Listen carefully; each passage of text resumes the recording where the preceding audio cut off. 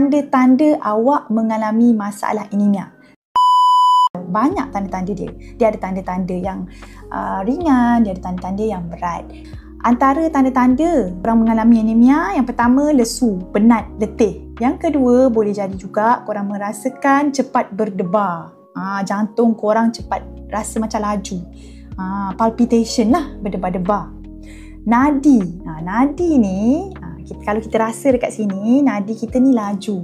Laju tu berapa doktor? Normalnya nadi wanita mengandung 60 sampai 100. Kalau lebih daripada 100 tu maksudnya nadi kita laju. Alright. Salah satu daripada penyebab nadi laju ni adalah kalau sel darah merah kita kurang, iaitu anemia in pregnancy. Selain daripada tu, kita akan rasa penat, mudah rasa macam nak pitam, gelap mata, pening. Itu pun salah satu daripada gejala. Kalau lebih berat lagi, korang boleh pengsan. Itu yang bahayanya. Sebab itulah setiap kali check up, setiap sebulan sekali kita akan check HB.